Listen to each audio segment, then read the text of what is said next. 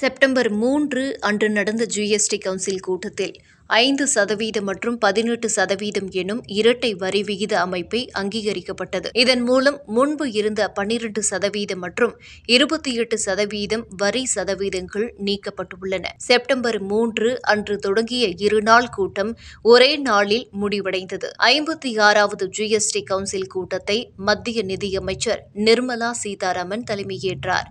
மாநில நிதியமைச்சர்களும் பங்கேற்றனர். புதிய வரி விகிதங்கள் எப்போதிலிருந்து அமலுக்கு வரும்னு பார்த்தோம்னா செப்டம்பர் 22 முதல் அமலுக்கு வரும். இதன் காரணமாக சுமார் 93,000 கோடி அரசுக்கு வருவாய் இழப்பு ஏற்படும் வாய்ப்பும் உள்ளது. ஆனால் ஆடம்பர பொருட்கள், தீங்கு விளைவிக்கும் பொருட்கள் மீது 40% வரி அறிமுகப்படுத்தப்பட்டால் சுமார் 45,000 கோடி கூடுதல் வருவாய் அரசுக்கு கிடைக்கும் என எதிர்பார்க்கப்படுகிறது. இந்த ஜிஎஸ்டி கவுன்சிலின் முடிவுகள் என்ன? எல்லா முடிவுகளும் ஒற்றுமையுடன் எடுக்கப்பட்டன. இதற்கென தனியாக வாக்களிப்பு நடைபெறவில்லை. மாநிலங்களின் வருவாய் இழப்புக்கான ஈடு குறித்து இதுவரை எந்த தீர்மானமும் எடுக்கப்படவில்லை. மாநில நிதியமைச்சர்களின் கருத்துக்கள் என்ன? பஞ்சாப் நிதியமைச்சர் ஹர்பால் சிங் சீமா 40% வரி விகிதத்தில் கூடுதல் வரி விதிக்கப்பட மாட்டாது. மாநிலங்களுக்கு வருவாய் இழப்பு ஏற்படும். ஆனாலும் மக்களின் நலனுக்காகவே இந்த முடிவு எடுக்கப்பட்டது என்றார்.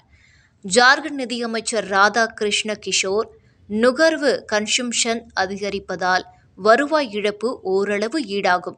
மாநிலங்கள் மத்திய அரசிடம் ஈடு கேட்டுள்ளது. ஆனால் இதுவரை தெளிவான முடிவு எதுவும் இல்லை என்றார்.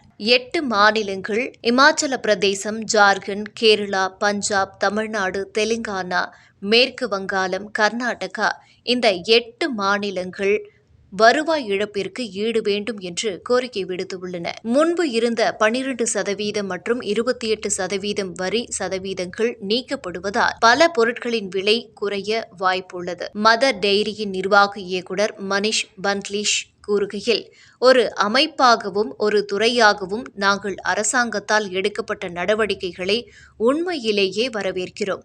நெய் மற்றும் சீஸ் போன்ற பல தயாரிப்புகளுக்கு ஜிஎஸ்டி 12%இலிருந்து 5% குறைக்கப்பட்டுள்ளது. ஐஸ்கிரீம்கள் 18%இலிருந்து 5%, பன்னீர் 5%இலிருந்து 0% குறைக்கப்பட்டுள்ளது. இந்த நன்மைகள் அனைத்தும் நுகர்வோருக்கு சென்று சேரும். மேலும் இந்த தயாரிப்புகளின் நுகர்வு அதிகரிக்கும் என்று நாங்கள் நம்புகிறோம். அனைத்து இண்டிவிஜுவல் லைஃப் இன்சூரன்ஸ் பாலிசி, அதாவது தனிப்பட்ட உயிர் காப்பீட்டு திட்டங்கள், அனைத்து இண்டிவிஜுவல் ஹெல்த் இன்சூரன்ஸ் பாலிசிஸ், அதாவது தனிப்பட்ட மருத்துவ காப்பீட்டு திட்டங்கள், ஃபேமிலி ஃபிளட்டர் பாலிசி, குடும்ப மருத்துவ காப்பீட்டு திட்டங்கள், சீனியர் சிட்டிசன்ஸ் பாலிசிஸ், மூத்த குடிமக்கள் காப்பீடு திட்டங்கள் மற்றும் இன்சூரன்ஸ் மறு காப்பீடு திட்டங்கள் ஆகியவைக்கு ஜிஎஸ்டி விலக்கு அளிக்கப்பட்டுள்ளது. இந்த விலக்குகள் பொதுமக்களுக்கு காப்பீடு மலிவாக கிடைக்க செய்யவும், நாட்டில் காப்பீட்டு பாதுகாப்பு பரவலாக அதிகரிக்கவும் அறிவிக்கப்பட்டுள்ளது. இந்த தொழில்துறையின் நன்மைகள் என்ன? வரி குறைவதால் பொருட்களின் விலை குறையும், மக்களின் வாங்கும் திறன் அதிகரிக்கும்.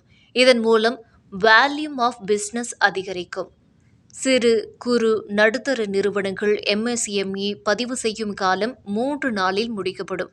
தற்போது இந்த செயல்முறை பல வாரங்கள் எடுக்கும். டெக்ஸ்டைல்ஸ், ஃபார்மா, கெமிக்கல், ஃபெர்டிலைசர்ஸ் உள்ளிட்ட துறைகளில் இன்வெர்டட் டியூட்டி ஸ்ட்ரக்சர் காரணமாக சிக்கியிருந்த ரீஃபண்ட்ஸ் 7 நாளில் வழங்கப்படும்.